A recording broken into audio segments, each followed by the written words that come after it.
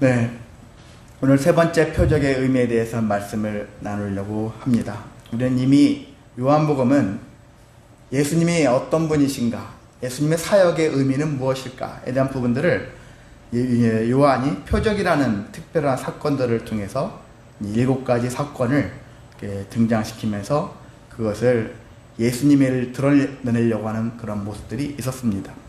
우리 이미 두 번의 표적에 대한 말씀을 나눴죠. 첫 번째는 가나 혼인잔치에서의 표적을 통해서 예수님이 드러난 거죠. 예수님의 영광을 드러냈고 그 안에서 무엇 표적을 의미하는 건 뭐냐면 예수님을 믿어야 한다라는 것을 우리가 배웠었죠. 그리고 믿음과 순종이 필요하다라는 것들을 우리가 또 배웠습니다. 지난주에는 왕의 신하의 아들이 다시 살아나는 표적을 통해 가지고 예수님이라는 분은 어떤 분이냐, 말씀만으로도 생명을 살리는 권세가 있는 분이다. 또한 참된 믿음은 기적을 바라보며 살아가는 삶이 아니라 말씀을 믿는 믿음이거든요. 약속의 말씀을 믿는 믿음이 참된 믿음의 바탕이라고 할 수 있습니다. 그리고 구원은 모든 자들에게 열려있고 구원은 확장에 대한 의미가 있다는 얘기죠. 어느 한 사람에게 출발하지 시작하지만은 모든 자들에게 확장되어진다는 것을 생각할 때 그러한 역사가 우리 삶 속에서 계속 이루어지기를 소망하시기를 원합니다. 그래서 오늘 요한이 기록한 세 번째 표적을 통해서 이 세 번째 표적은 무엇이고 그리고 이 표적의 의미는 무엇인가에 대해서 함께 말씀을 나누겠습니다. 자, 예수님이 이제 유대인의 명절을 맞이했다. 유대인의 명절은 크게 세 가지가 있어요. 근데 그 중에 가장 큰 명절은 어떤 명절이요? 유월절이겠죠. 유월절이 가장 큰 명절이라고 할 수 있습니다. 자, 유월절을 맞이해서 그래서 갈릴리를 떠나서 예루살렘으로 올라가셨다. 왜 예루살렘으로 가셨을까? 우리의 명절은 우리나라에서 명절은 고향으로 가잖아요. 자기 고향으로 가지만은 이스라엘에서 명절은 예루살렘으로 가요. 예루살렘으로 모입니다. 그래서 모여서 거기에서 절기를 지키는 것이 그들의 가장 큰 기쁨이자 평생의 소망이라고도 할 수가 있습니다. 그래서 이슬람교에서도 그렇잖아요. 메카 해가지고 사우디아라비아에 있는 메카 1년에 한 번 이상은 가려고 하죠. 평생을 통해서 이슬람교에 속한 사람은 내가 죽기 전에 타국에 있는 사람들은 한 번이라도 가보기를 원하는 것과 같은 그런 맥락과 비슷할 수 있어요. 그런 것처럼 여기에 예루살렘으로 예수님이 가셨죠. 근데 예루살렘에 가셨을 때 예루살렘 하면은 당시에 유대인의 명절이니까 명절하면 또 축제잖아요. 축제가 있어야 되는 그런 환경 속에서 예수님이 택하신 것은 축제의 현장으로 들어가신 것이 아니라 어딥니까? 양문 곁에 있는 베데스다 연못이다 라는 얘기를 하고 있어요. 양문이라는 것은 어떤 것을 얘기하냐면 양이 드나드는 곳이다 라고 할 수 있는데 꼭 양만을 드나든다고 볼 수는 없고 일종의 제물로 드려지는 짐승이요. 당시에는 제사가 피해 제사거든요. 피해 제사를 지내는 당시였기 때문에 그래서 피제사를 지내기 위해서는 동물이 필요했고 그 동물이 드나드는 곳이 양의 문이었다는 얘기죠. 그래서 양문인데 이 양문 곁에 베데스다 연못이 있었고 어떤 학자들은 그렇습니다. 이 베데스다 못은 간헐천이라는 말도 있고 또한 베데스다 못에서 하는 일은 거기서 짐승들을 제물로 드려지기 전에 여기서 짐승들을 씻었다, 몸을 닦았다 그렇게 하는 그런 얘기도 있습니다. 그건 여러 가지 썰이고 하니까요. 이런 개념으로 생각할 때 베데스다 연못에 근데 이 연못에 5개의 행각이 있었다라는 얘기죠. 정자 같은 그런 것이 있던 거죠. 그래서 5개의 행각이 있었는데 거기에 많은 병자들이 있었어요. 성경에 여러 종류의 병자들이 있죠. 병자들이 있습니다. 지금은 옛날보다 덜하지만 기도원에 가면은 여러 환자들이 병자들이 많이 있습니다. 자, 그래서 그들이 바라보는 건 왜 그러죠? 일단 병이 낫기를 원해서 병이 치유되기를 원해서 이곳에 왔는데 자, 이곳에 전설이 있었어요. 무엇이 있냐면은 물이 움직이기를 기다리는 거예요. 물이 움직이는 순간 제일 먼저 들어가는 사람은 그 사람은 어떤 질병이든지 다 낫는다라는 이러한 전설이 있었단 말이죠. 그건 이제 어떤 그 믿음이라고 할 수 있는데 또 한 믿음이죠. 약간 허망할 수 있는 믿음이 될 수 있지만은 근데 이것을 이 베데스다 연못을 그래서 어떤 걸로 사람들은 이제 생각하냐면은 이게 과연 그렇게 되나? 온천으로 치면은 간헐천이라는 게 있어요. 간헐천. 간헐적으로 주기적으로 밑에 있는 물이 솟구쳐 올라가는 그런 현상이 있잖아요. 그런 것 같이 그런 식으로 물이 가끔씩 올라온다라는 것인데, 근데 이 베데스다 지역은, 베데스다 연못은 온천이 없는 곳이기 때문에 온천수가 올라오는 건 아니다.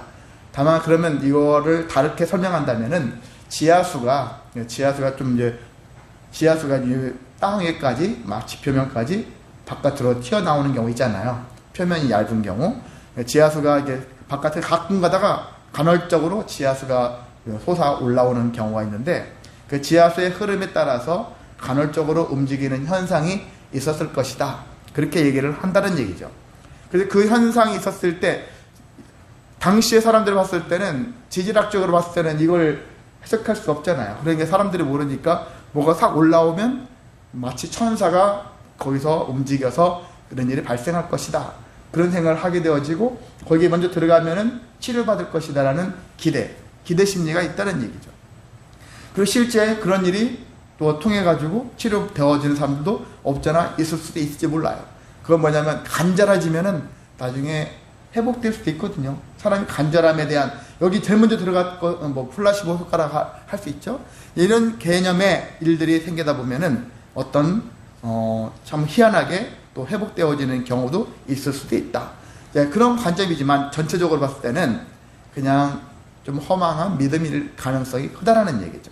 그냥 전설일 가능성이 크고, 그냥 일반적인 정말 낳고 싶은 그런 마음의 간절함이 수용된 모습이라고 할 수가 있습니다. 자, 그런데 그 많은 병자들 중에서 예수님이 한 사람을 주목하시죠. 38년 된 병자를 주목하십니다. 자, 38년 된 병자, 보니까 딱 봐도 이 사람이 1, 2년 생긴 게 아니라 정말 오래됐구나, 병이 오래됐구나라는 것들을 예수님이 딱 보시고 아셨죠. 그러면서 그에게 말씀하십니다. 내가 낫고자 하느냐. 내가 낫고자 하느냐. 자, 이 얘기에 이 사람은 네, 낫고자 합니다, 생략되어 있지만은 어떤 모습으로 얘기를 합니까? 물이 움직일 때 제일 먼저 들어가면 그 사람이 치료되어지는데, 저는 이게 누워있어서 제 힘으로 스스로 물속에 들어갈 수가 없습니다. 누가 나를 넣어주는 사람도 없습니다. 이런 얘기 하는 거예요. 그건 뭐예요? 지금 나는 절망 속에 있어요. 바로 코앞이 조금만 있으면 저기 치료 현장이 가까이 있는데, 근데 나를 넣어줄 사람이 없어서 내가 치료를 못 받고 있다. 자기의 절망적인 마음들을 예수님께 밝혔을 때 예수님께서 하신 말씀이 뭐예요? 일어나 내 자리를 들고 걸어가라. 그렇게 말씀만으로 하시는 거예요. 자, 그 말씀을 들은 병자, 그 병자 대단해요. 그 말씀을 들었는데 자리를 들고 걸어갔다라는 거예요. 자기 병이 나았단 말이에요. 근데 자기가 이 나를 고친 분이 예수라는 것을 아직 모르고 있는 상태예요. 근데 사람들이 엄청 많이 모여있는 관계로 예수님은 급히 다른 곳으로 피신을 해버렸기 때문에 그가 예수인 것들을 아직 파악도 못하고 있는 상태였어요. 자, 이것이 오늘 1절부터 9절까지 있는 말씀의 내용인데, 이 말씀 속에서 우리는 이 표적이 우리에게 주어진 의미가 무엇인가, 이 부분을 5가지로 나누도록 하겠습니다. 자, 첫 번째, 이 표적의 의미는 무엇일까?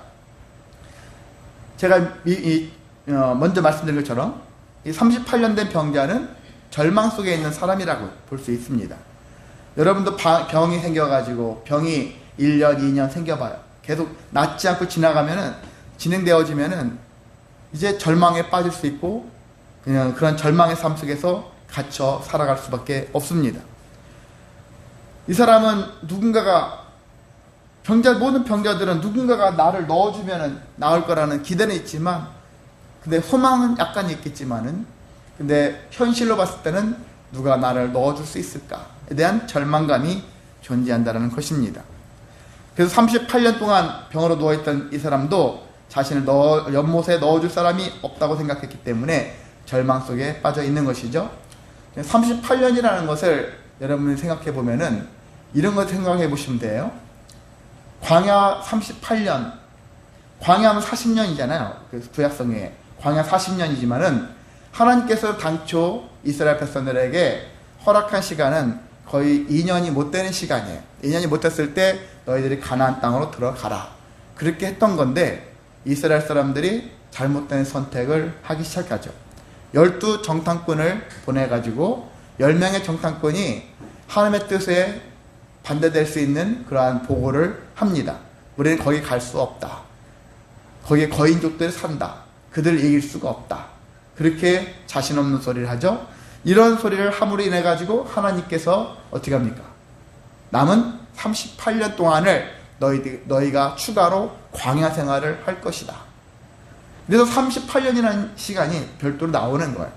하나님께서는 정말 짧은, 정말 2년이 못 되는 시간을 통해서 너희들이 광야 땅에서 정비하고 이제 가나안 땅으로 들어가라 명령해서 명령대로 행했으면은 그들이 쉽게 인생을 살 수 있는데 그러지 못하는 거예요.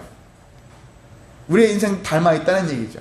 우리도 말씀대로 해라, 말씀대로 명령대로 준행하라 하면은 준행하면 되는데 말씀을 믿는 듯 하면서 혹시나 해가지고 자꾸 격가지를 두는 거예요. 다른 것을 대비하면서 다른 준비를 하는 거예요. 그렇게 하면서 하나님 말씀보다는 다른 것에 더 많은 관심을 기울이죠. 그러면서 삶이 곤고해져요. 괴롭고 외로워져, 힘들어요. 병든 인생과 같이 살아갈 수 있다는 것입니다. 그래서 38년 동안 병든 이 사람과 같은 인생을 사는 거예요. 지난 38년 동안 뭐 했을까? 하나님 말씀대로 준행하며 살았을까? 믿음 가운데 살았을까? 아니면 여전히 세상 논리로 살았을까? 그런 걸 생각할 때 세상 가운데 거하고 있으면 우리는 이런 38년 된 병자와 같이 계속 병든 인생, 괴로운 인생, 답답한 인생을 살아갈 수도 있다는 것입니다. 그러니까 이렇게 우리가 38년, 광야 38년과 연결시키고 지금 38년 된 병자랑 연결시켜서 얘기하는데 지금 38년은 앞이 깜깜한 거예요. 언제 어떻게 될지 모르는 정말 절망스러운 환경에 처할 수 있는 상태였다는 얘기죠.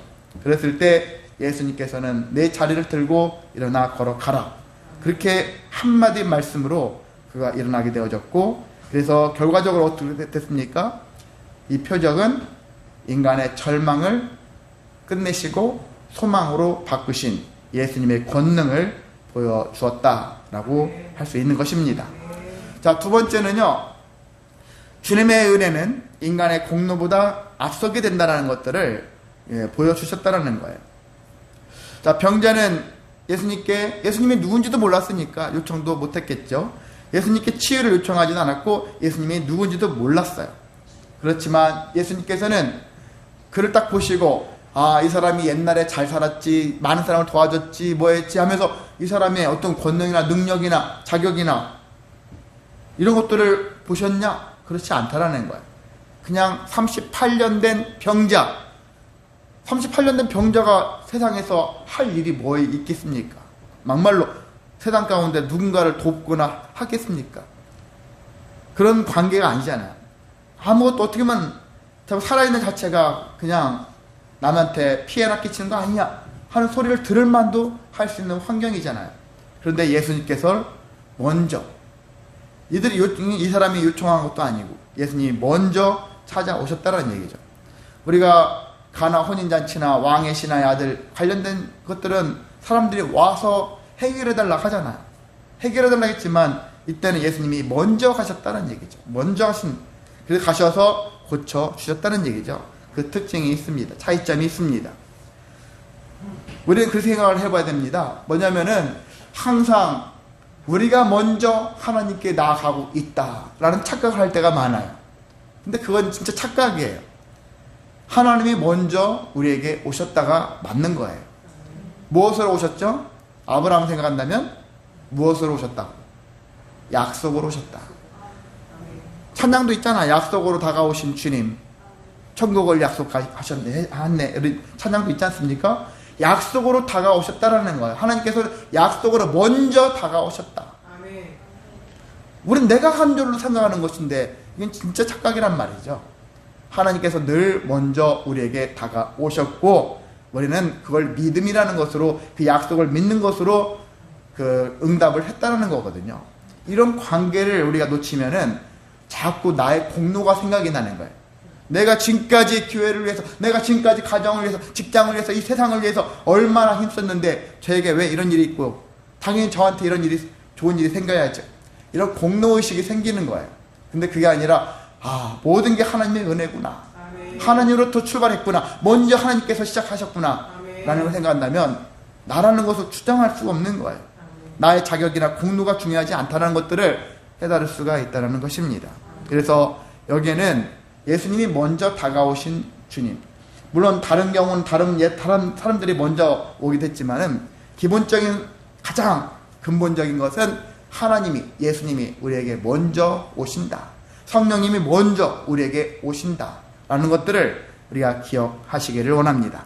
자, 세 번째는요, 안식일에 대한 이야기를 하고 있어요. 여러분 9절을 아까 읽으셨을 때 어떻게 읽으셨죠? 그 사람이 곧 나와서 자리를 들고 걸어가니라. 이렇게 끝나면 딱 좋은데 이날은 안식일이니, 이게 뭔가 분위기가 쎄한 분위기를 일으키는 지금 문장이에요. 그냥 걸어가니라 까지 하면 얼마나 좋아요. 야, 놀라운 일이 발생했구나 했는데 이날은 안식일이니 다음 사건이 있다는 얘기죠. 뭔가가 지금 불길한 일들이 발생할 수 있다는 것들을 보여준다는 걸 알 수가 있습니다. 진짜 근데 일어났어요. 10절에 유대인들이 등장하잖아요. 안식일과 유대인, 뗄래야 뗄 수 없는 관계에 있는 그런 일인데요, 이 유대인들이 문제를 일으키고 있습니다. 자, 안식일에, 이 사건이 안식일에 일어났는데 유대인들이 병자가 자리에서 일어나서 자리에 자기가 누웠던 자리를 들고 가는 행위, 그냥 몸이 일어나서 몸만 간다면은 이해를 그냥 뭐라 안 했을 거예요. 그런데 자리를 들고 간 것을 문제를 삼는 거예요. 이해가 안 가죠? 왜 이해가 안 가냐? 그들의 안식일 규례가 있어요. 안식일 규례가 39가지의 규례가 있는데 그 중에 한 규례가 뭐냐면은 안식일에는 손에 아무것도 들고 가면 안 된다라는 거예요. 뭐라도 들고 가면 안 되는 거예요. 소지품 작은 거라도 뭐 들고 가면 안 돼요. 그냥 빈손이어야 된다는 얘기죠. 근데 안식일인데 내가 누웠던 자리를 들고 가는 행위를 이 유대인들이 보면서 지금 안식일에 너 무슨 짓을 하고 있느냐 따지는 것이죠. 그들에게는 이 안식일에 병이 나은 이 병자, 환자, 이 사람이 병이 나은 표적을 보고서 함께 기뻐하고 놀라운 것에 대한 하나님께 영광 돌리는 행위가 아니라 지금 안식일에 뭔 짓 하고 있는 거야? 안식일 가지고서 문제를 삼는 것이죠. 안식일에 지켜야 될 규례 가지고 문제를 삼는 것이죠. 이것이 오늘날 우리 신앙생활과도 담나 있다는 얘기죠. 교회가 원래 본연의 목적이 뭐냐?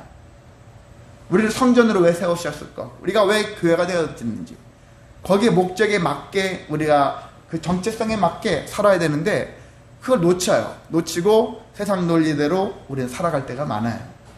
교회 안에서도 경쟁이 있고 교회 안에서도 서로가 질투가 있고, 하나님의 거룩한 질투, 하나님의 거룩한 경쟁이 있으면 괜찮은데 그게 아닌 세상적인 그런 것들을 끌어와서 거기서 그런 다툼과 경쟁과 그래서 수많은 감정이 상하는 일들이 발생하는 거예요. 더 중요한 걸 놓치고 그냥 중요하지 않은 것을 가지고서 문제를 삼는 경우가 많다는 얘기죠. 그게 뭐 그러냐면은 우리가 구약과 만약에 신약을 제가 몇 번 강조를 하죠. 구약과 신약이 있다면 신약에 대한 예수 그리스도가 오신 이후의 말씀을 가지고서, 신약에 있는 말씀을 가지고서 우리가 그 말씀으로 함께 은혜를 나눠야 되는데 구약으로 자꾸 돌아가니까 그런 거예요. 구약의 말씀으로 돌아가게 되어지면 우리 율법이 자꾸 드러나요. 그 율법적이면 어떻게 됩니까? 다른 사람들의 한 행위가 율법에 비쳤을 때 당신은 지금 왜 율법대로 하지 않습니까? 그러는 거예요. 그래서 많은 비난과 많은 지적하는 것들이 일상화 되어질 수 있는 부분들이 있어요. 그래서 목회자들이나 또한 교회에서 중직을 할 수 있는 분들은 특히나 구약적인 이 말씀은 배경으로 알게 되어지고 하나님이 어떤 의도로, 어떤 의미로 이런 말씀을 주셨을까를 의미적으로만 이해하고 신약으로 넘어와서 예수님이 이 땅에 오셔서 하신 일이 무엇이고 예수님이 우리에게 주시고자 하는 게 무엇인가를 발견하셔야 되는 거예요. 그래서 내 눈에 보기에 저 사람이 잘못된 행동을 했다고 해서 함부로 지적하거나 비난하면 안 된다는 얘기예요. 그 이전에 하나님께서 주신 은혜가 무엇일까? 여기서 그 은혜를 어떻게 하면 나눌 수 있을까? 이런 부분들을 더 많이 생각해야 되는 것이 신약시대를 살아가는 성도의 태도라고 할 수가 있습니다. 당시에는 물론 당시는 아직 기독교는 아니죠. 당시 예수님이 계셨지만은 구약 여전히 피제사를 지내는 그 상태예요. 구약적인 그런 율법의 토대가 바탕이 된 모습이에요. 그런데 예수님이 이제 등장하셨고요. 나중에 죽으시고 부활하신 이후부터 본격적으로 신약되어지고 그 유대교에서 기독교로 바뀌어지는 그런 일들이 바로 이 신약의 역사라고 할 수 있는 것이죠.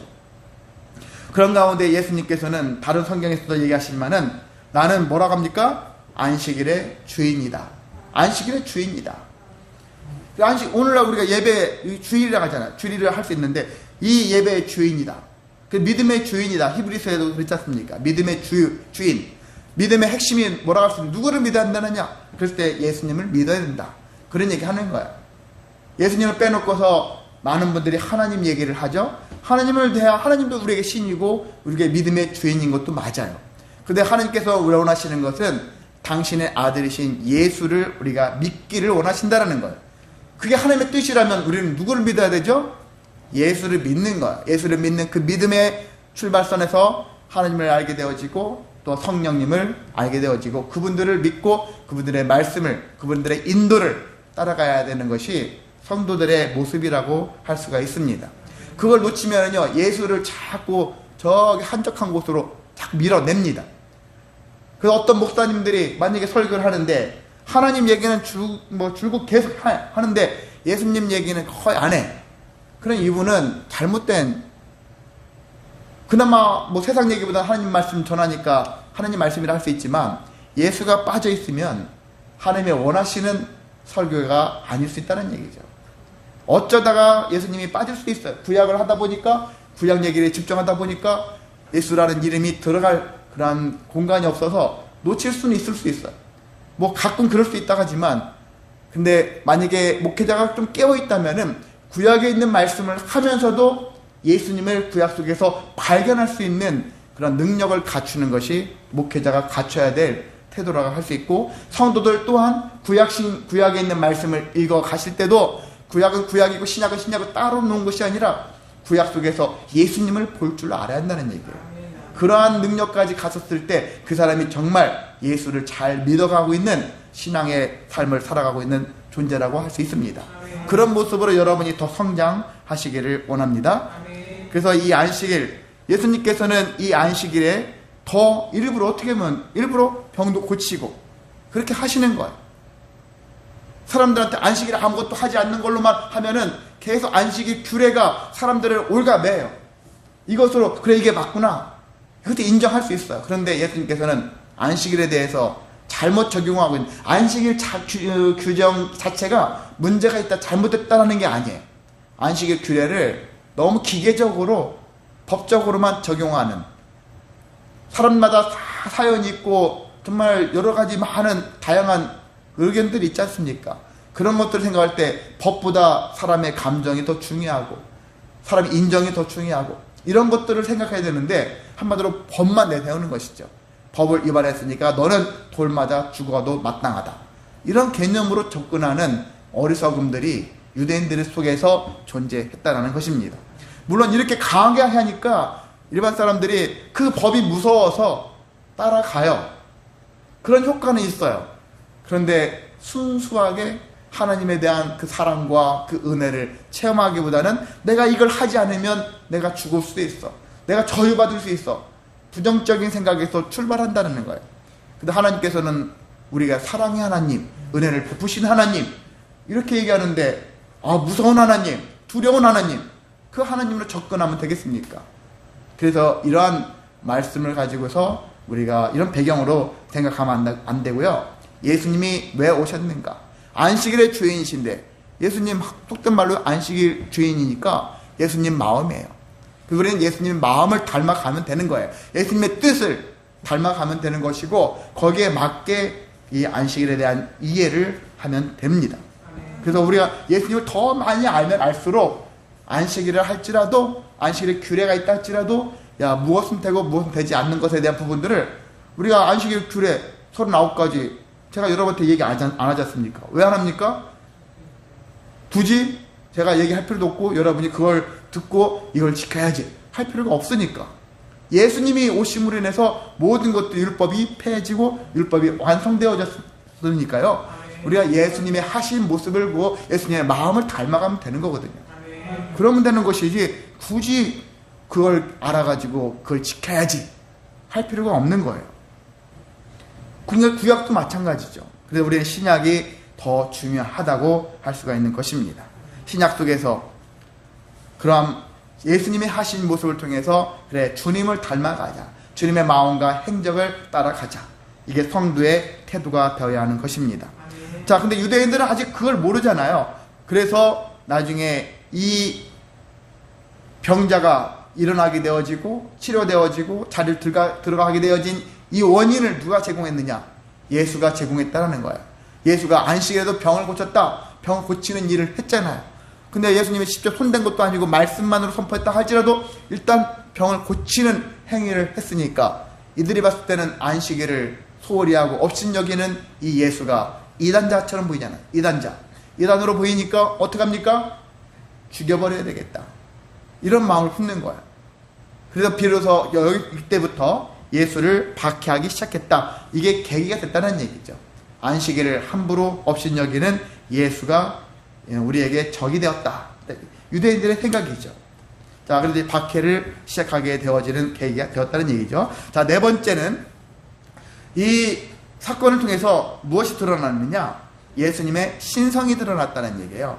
인성이라는 것은 우리 인간적인 면들이에요. 신성에는 신의 특성을 가지고 있다는 얘기죠. 자, 그래서 이 표적은 어떤 치유 사건으로만 단순히 끝날 것이 아니라 예수님이라는 분이 어떤 분인가에 대한 정체성, 인성과 신성을 가지신 분이다 라는 것들을 드러내셨다는 것을 알 수가 있습니다. 자, 이 표적이 일어난 뒤에 유대인들이 뭐라 하니까 박해를 하려고 하니까 예수님 뭐라고 하십니까? 유대인들한테 내 아버지께서 이제까지 일하시니 나도 일한다. 아버지는 쉼없이 일하시는데 나도 쉼없이 일한다. 안식일임에도 불구하고 나는 일한다 라는 거예요. 안식일을 막 거부하고 하나님의 뜻을 거부하고 이런 개념을 얘기하는 것이 아니에요. 지금 무엇이 더 중요하냐? 사람의 생명과 안식일을 지키는 거. 안식일 지킴으로 인해 가지고 사람의 생명이 이독하거나 죽게 되어지면 안식일을 굳이 지키지 않아도 된다는 얘기죠. 예외 조항이 있다는 얘기죠. 여러분도 주일에 만약에 놀러 가거나 딴 거 하기 위해서 예배를 빠면서까지 막 어서 유흥을 즐기기 위해서 간다면은 좀 문제가 되겠지만 여러분이 정말 아파요. 아파가지고 병원에 가든지 어떤 정말 교회 나올 수 없는 환경이 된다든지 외국에 나가든지 어쩔 수 없이 그런 환경이 될 수도 있잖아요. 어쩔 수 없는 환경도 때는 존재할 수 있는 것이죠. 근데 그런 모든 것들을 너는 안 지켰으니까 벌 받아야 돼. 이런 징계를 받아야 돼. 이런 자세는 합당치 않은 것이죠. 그래서 안식일의 주인의 뜻이 우리에겐 더 중요한데 여기에서 늘 일하시는 하나님, 마찬가지로 예수님도 늘 일하신다. 안식일에는 하나님이 치유와 역사가 아무것도 없고 하나님의 은혜가 아무것도 안 일어난다가 아니라 이때도 하나님의 역사는 계속 이루어진다. 365일 우리의 일평생을 통해서 하나님은 쉬지 않으시고 우리에게 여전히 일하신다. 대신에 너희는 그래도 쉬어라. 내가 너희를 쉬게 하겠다. 예수님이 그러잖아요. 마태복음 11장에 내가 너희를 쉬게 하리라. 안식의 개념이 이렇게 바뀌는 거예요. 안식이란 특정한 날을 정해서 이때 무조건 쉬어 이런 개념이 아니라 모든 날이 우리에게 안식일로 예수님이 오시면서 바뀌어진 거예요. 근데 월요일도 안식일이고 화요일도 안식일이고 수요일도 안식일이고 비록 세상에 나가서 일은 하지만 예수님으로 말미암아서 내 심령이 안식을 누린다는 거예요. 그것이 진짜 안식일의 삶의 모습이라고 할 수 있습니다. 그래서 예수님의 오심으로 인해서 그래서 안식이라는 개념도 바뀌어지는 거예요. 이날만 주구장창 주장하지 않는 거예요. 그래서 오늘 우리나라에도 몇 개 교회들이 그러잖아요. 주일 안 하고 토요일에도 예배가 있는 교회도 있죠. 기억하시죠? 아시죠? 몇 개 대형교회를 중심으로 토요일날 예배 드려도 예배 드린 걸로 인정하는 교회들이 최근에 교회가 생겨지고 있어요. 이미 몇 년 전부터 생겨지고 있습니다. 처음에는 이상하죠. 일요일날 예배 드려야지. 일요일날 예배 안 하면은 주일 성수 안 한 거야.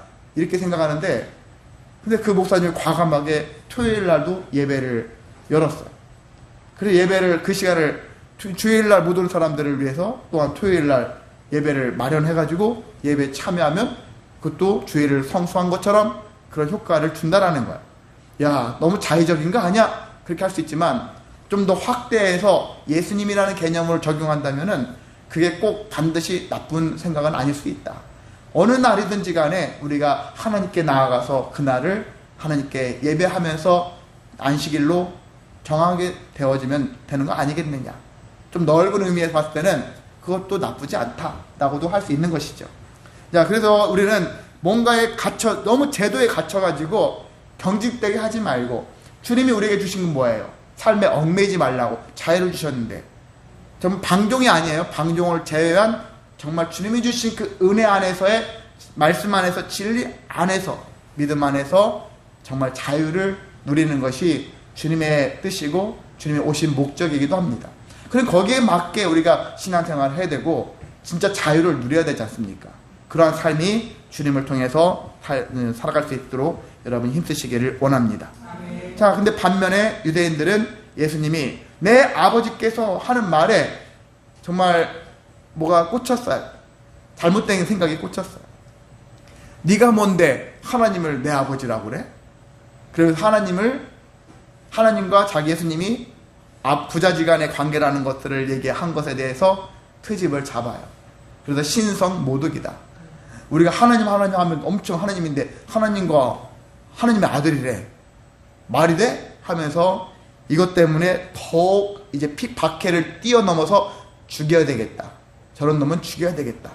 그러잖아요. 이렇게까지 발전을 했습니다. 안타까운 일이죠. 예수님을 알아보지 못한 어리석은 그런 사람들의 모습이 이렇다는 것입니다. 자, 이제 마지막 5번째입니다. 우리는 육체의 치유를 넘어서 영적 회복을 가르친다. 이 회복 사건이 왜 그러냐면요, 우리는 땅에서 구약은 전체적으로 육체의 삶에 대한 부분들이에요.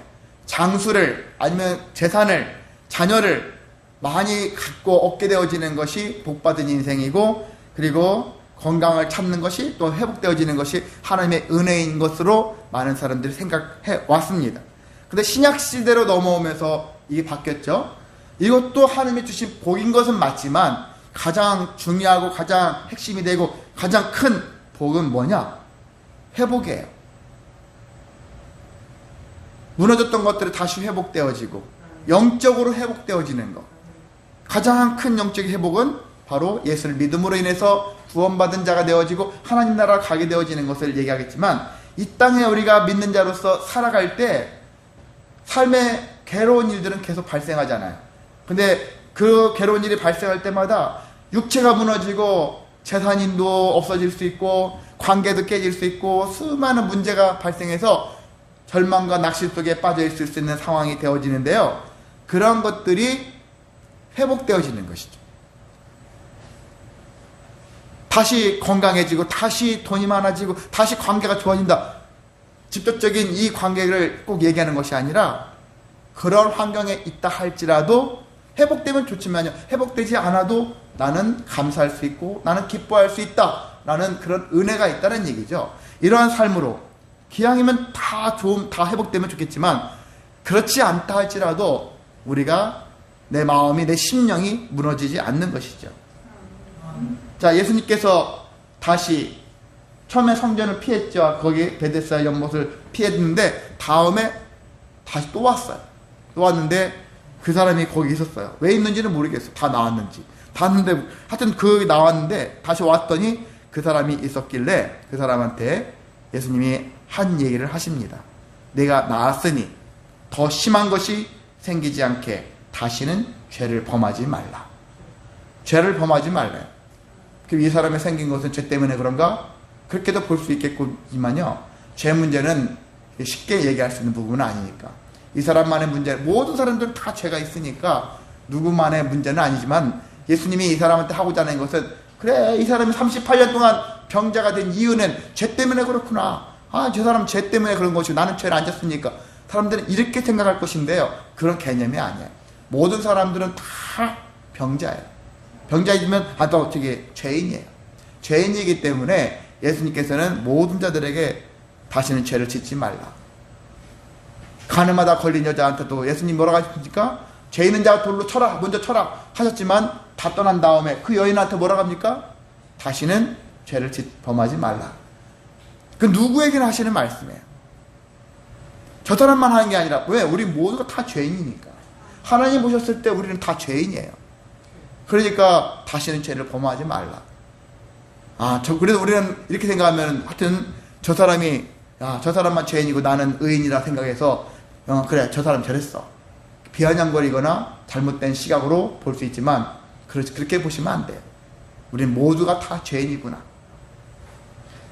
예수님이 우리에게 하신 말씀하고 똑같다는 얘기죠. 이 38년 된 병자 출신한테만 하신 말씀이 아니라 우리 모두에게 다시는 죄를 범하지 말라. 늘 돌이킬 수 있는 마음이 우리에 있어야 하는 것입니다. 그래서 이 표적의 목적은요, 그냥 어떤 안 좋아진 상황이 나아지는 것만 문제가 아니라 진짜 중요한 것은 영적 회복이다. 하나님과 올바른 관계를 맺어가고 있느냐가 제일 중요하다. 왜? 모든 문제는 여기서부터 해결할 수 있거든요. 모든 문제는 하나님으로부터 멀어질 때 시작되어지고, 모든 회복은 하나님과 관계가 다시 이루어질 때 하나님의 영적 회복이 일어난다는 것입니다. 그걸 원리를 우리가 기억하셔서 나의 삶에 괴로운 일이 낙심되는 절망스러운 환경에 처했을 때 여러분이 빨리 예수님을 통해서 내가 영적 회복을 이루자, 이러한 마음을 가지고 있다면요, 여러분이 악순환의 삶이 아니라 선순환의 삶으로 우리의 인생이 변화되어질 수 있습니다. 제 말씀을 정리합니다. 베데스다의 표적은 그냥 단순하게 한 사람이 나았다라는 그런 개념으로, 야, 이런 일도 있네? 라고 놀라운 기적을 보여준 사건이 아니라, 요한은 이 표적을 통해서 우리에게 예수님은 어떤 분이신지를 보여주고 있다는 얘기죠. 자, 요약하자면 예수님은 절망을 끝내시는 분이다. 우리의 절망을 소망으로 바꿔주시는 분이다. 은혜로 먼저 찾아오신 분이다. 그리고 참된 안식일의 주인이시다. 그리고 하나님의 아들이시고 영혼까지 회복시켜 주시는 구원자다라는 것들을 이 표적 사건을 통해서 보여주고 있어요. 굳게 하는 나중에 5장 나중에 30절부터 보세요. 30절 보면 예수를 믿게 하는 증언이라는 얘기 제목이 있죠. 이 예수님이 이 사건을 통해서 유대인들과 얘기를 계속 하시는데, 결과적으로 예수님이 뭘 강조하냐면은 나를 믿어라요. 나를 믿어라. 나를 믿어야 된다. 믿어야 되는 증거들을 쭉 예수님이 나열하고 계시는데, 나를 믿어야지만이 너희들이 이와 같은 은혜를 누릴 수 있다라는 얘기를 하고 계십니다. 그러니까 이 세 번째 표적의 의미, 예수님이 드러나셨죠. 우리는 그 예수님을 잘 믿어서 우리가 믿고 살게 되어지면 예수님의 그 은혜를 통해서 여러 다양한 표적을 우리도 경험할 수 있고, 그리고 참된 회복을 누리며 살아갈 수가 있습니다. 이번 한 주간도 그와 같은 은혜가 풍성해 주시기를 주님의 이름으로 소망하고 축복합니다. 찬송합니다. 488장입니다. 이 몸의 소망 무언가.